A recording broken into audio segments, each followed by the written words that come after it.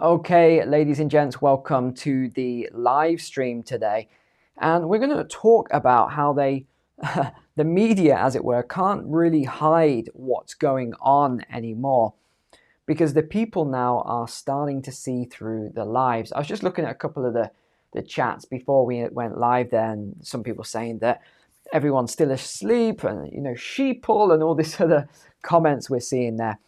I actually think that a lot more people are waking up at the moment and they're seeing this very heavy bias as well as censorship across the mainstream media platforms. And it's not just local, it's actually kind of global in some respects, especially in the West, the Western Hemisphere.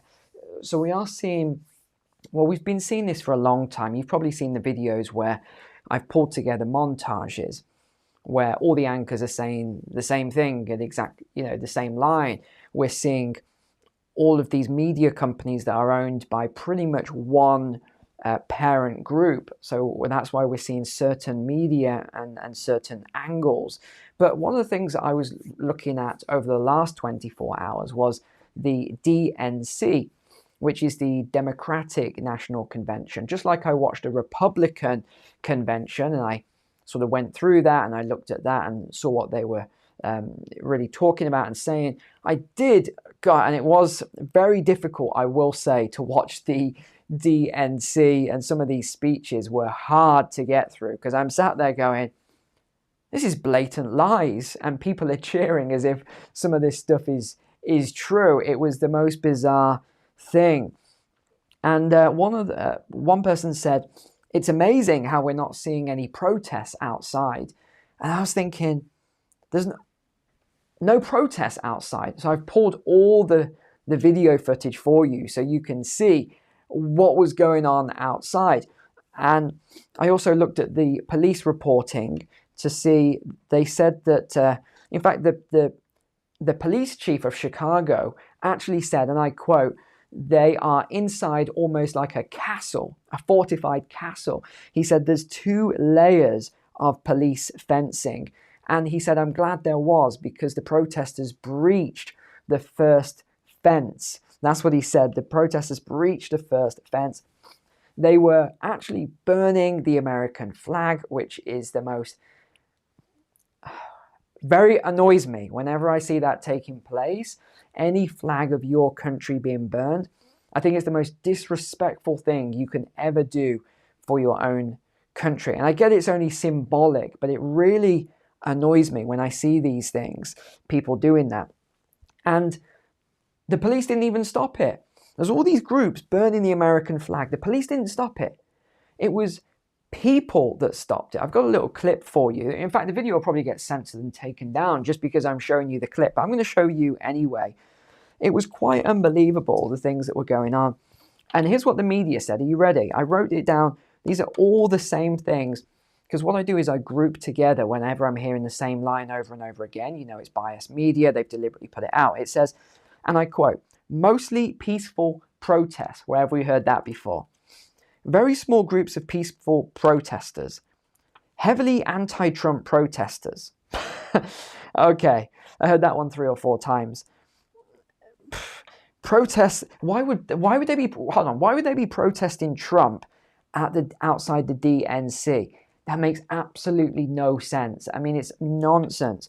Protests expected, but very small numbers of peaceful protests so far.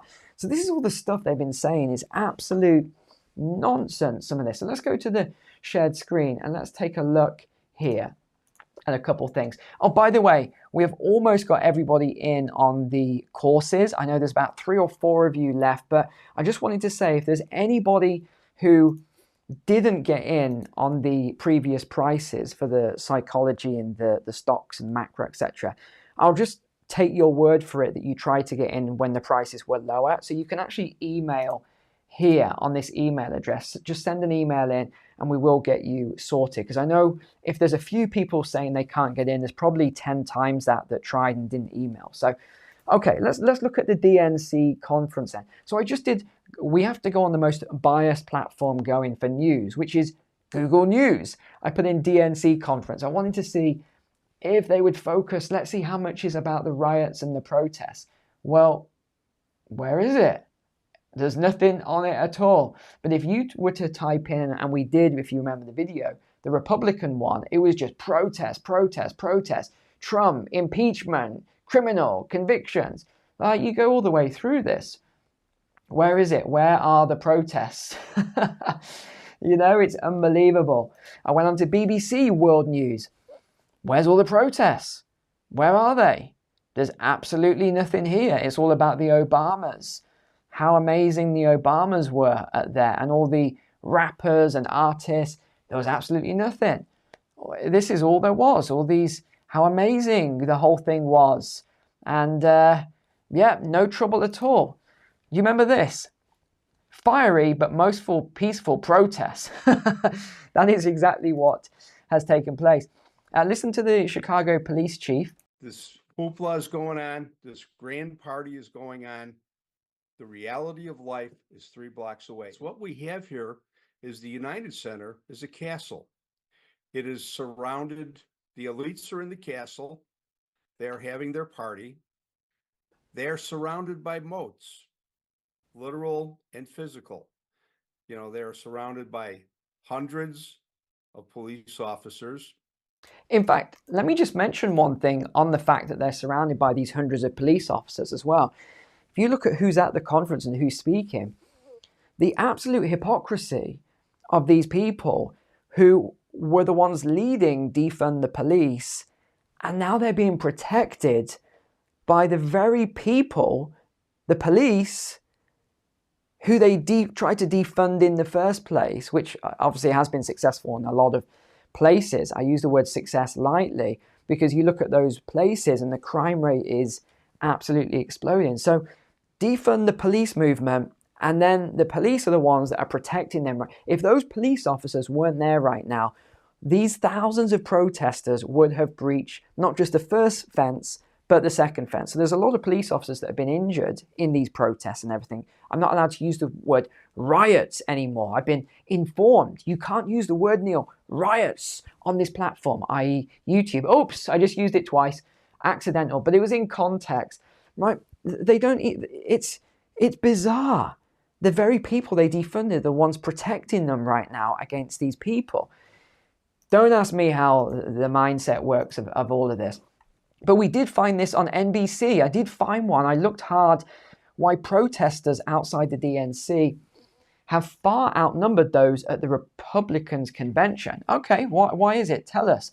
Well, it's because they want to hold the party currently in power accountable for the war in Gaza. All right, so this is what they are saying then. They've said that these small groups of protests have entered the second day. While the Democratic Party formally embraces a two-state solution, progressive elements within the party have long expressed frustration with Joe Biden over the issue, claiming he hasn't sufficiently pressured Israel to cease the attacks it has leveled on Gaza in the 10 months since the October 7th attack. So this is what they are talking about, and they are actually accurately describing why those protesters are there. Now, I'm not saying I agree or disagree with the protesters. I'm just sharing here what is going on. Trump, meanwhile, has issued many notable criticisms of Hamas. He said last week if he's elected, he would deport pro-Hamas radicals, and he's encouraged Israel to finish the problem in eliminating Hamas. Kamala Harris has expressed support for a ceasefire while Trump hasn't. So this is what you have going on. These are the two sides. Protesters said they were more enthusiastic about showing up at the Democratic convention for a variety of reasons. Mostly progressive protesters believe they have a far more viable path with the Democrats. Now, where was there was something really funny I saw. Oh yeah, this was it. This one made me laugh. Okay, if you read what it says on her shirt, it says, "If you stand for nothing, what will you fall for?" I was like, oh my goodness. Okay, really. Now, where else did we have? Okay, here it is. Okay, the crowds have been smaller than expected. That's what they're saying. There's big crowds. Some lawmakers said they're hardly aware the protesters are even there.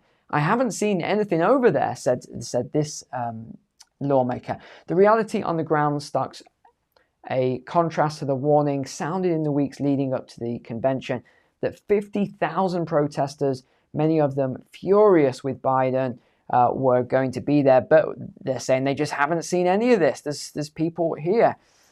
While thousands of protesters have gathered in Chicago to lend voice to a variety of causes, they said there's virtually no spasms of violence. This is what they're saying. There's virtually no violence at all.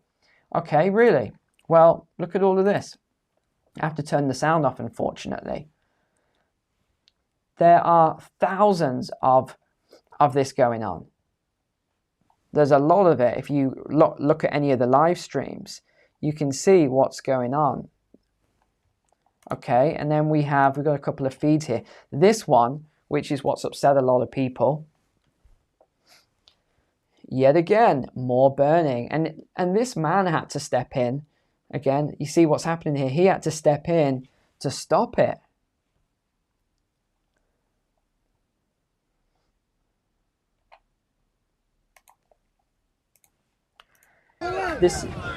This morning, authorities in...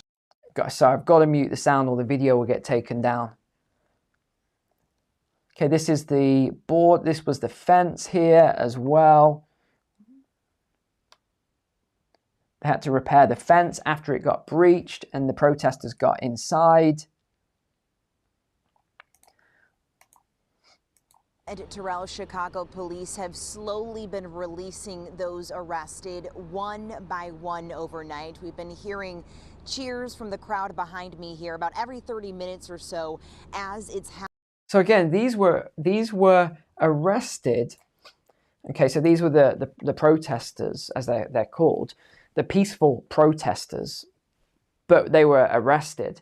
They were then released very, very quickly, and they were released back into the same area, and they've gone back into their groups to protest again. Does that make any sense? What happened to, like, maybe a dispersal order? If you don't leave this area, you're going to get arrested and sent to jail or something. You've always got this two sides, is what we're seeing at the moment. This massive polarization. We then had this that's just come out. Here we go. Harris proposes raising corporate tax rate to 28%.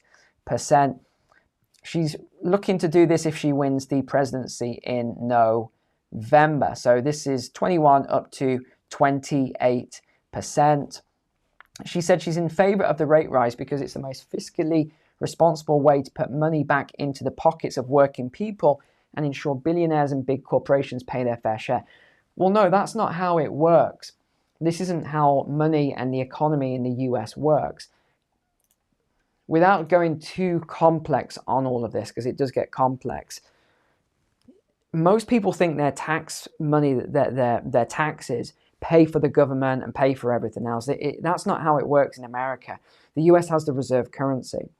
You look at even the deficits, and I don't know how much I can say on this, but the government doesn't need your tax dollars, okay, to run the country. They just use treasuries. They sell the treasuries. That's how they do it. They don't actually need your tax dollars. So what they're saying here, that we're going to raise the taxes up on the corporations, that will not lead to that money going to the people. She's saying it will go to the poorest in society and the middle class. It won't. And the way they're talking about it is just not accurate anyway. So I don't know who's put her economic policy together, but it makes zero sense. And it doesn't say how this money is going to go to the middle class and the poorest. In fact, it's not. It will just go to that government pot with the taxes. She said, now I've highlighted a couple of things that are good that she has come out with. She said she's going to create an opportunity economy for the middle class that advances their economic security, stability, and dignity. But again, it doesn't say how. If this is the case, great, we need the middle class to grow again because it shrunk so much, but it doesn't say how that's going to take place. Now, a couple of negative things: offer housing assistance through government subsidies. Yeah, now I looked at this, and let's have a quick look. California's leading the way on this. They're going to be offering these subsidies to migrants and illegal immigrants to use a program aimed at helping widen the swathe of the population who can become a home buyer. See, they don't say this when they talk about how they're going to do this housing assistance through government subsidies. There's also the price gouging concerns. This is nonsense as well. Yes, there was a couple of companies that did price gouging, but it wasn't due to, they're saying that all of this inflation was from price gouging from companies. It wasn't. It was from the government printing too much money. And also increased child tax credits. Obviously, that's a good thing for families who are struggling there. But they're saying it's going to generate all this additional taxes for the government, 96 billion over the next 9 years. Well, they just think how much they send overseas at the moment. However, critics of increasing corporate tax rates argue it would only encourage businesses to leave America for countries with lower rates. Yeah, of course it will. This is what we've always seen, always. Tax rate differences among countries can influence businesses' choices about how and where to invest. So it's pretty obvious this is going to happen. What else did we have here? Where was it? Yeah, even Rabobank's come out and said this is going to lead to a lot of wealthy Americans leaving. We see, and it's clear in the evidence anyway. This is New York, Illinois, California. Where have these people gone? Well, we've seen an increase in Texas, Florida, South Carolina. Why do you think that is? These are high tax states that are not nice to live in now. These are low tax states, which are pretty nice to live in. And, oh gosh, I'm not even going to get into what Michelle Obama said. There's too much of it. But she said, let me tell you one thing. She said that Kamala Harris is one of the most qualified people to ever seek the presidency. Really? I pulled up the list of the worst presidents in history, and I was surprised. They put Donald Trump as 43, even worse than some of these. Oh gosh, terrible. But then you have people like Roosevelt. So she's better than Roosevelt, Abraham Lincoln, George Washington, Teddy Roosevelt, Thomas Jefferson. She is more qualified, according to Michelle Obama, than any of these guys ever. And one other point as well in the US, just to show you the weakening of the economy, up to 1 million US jobs have now vanished in the revision. Now, we talked about this 6 or 7 months ago, and I said, just wait until you see the job numbers later. You've always got to wait a few months, because what they do, they put out these amazing job numbers, and then they revise them secretly later on. So you think, oh, wow, look at these amazing job numbers. And then what they do is, because they put that in the media and they publicize it, but then later on what they do is they revise the numbers and put them out hush-hush, which shows just how weak a lot of them are. And even, I think we're up to 4.3, or you're up to 4.3% unemployment rate in the US. So double that and more if you want the accurate U4 rates, etc. You can look through the different rates. So you're probably at over 8.5% at the moment, unemployment in the US. And that doesn't even include all the other things, people that are not actively seeking work and everything else. Labor force participation rate, etc. There's a lot going on behind closed doors, but we're seeing a lot of hope and optimism, which always keeps the party going. So we'll have to see how this goes. The media could easily crash the economy, the US economy, like that. They could crash it if they turn it all around, especially if we see a shock, or no, I don't think it's going to be a shock, but if we see a certain election win in November, don't be surprised if things take a turn. All right, that's you up to date. Thanks for being online. Take care. God bless. I'll see you next time.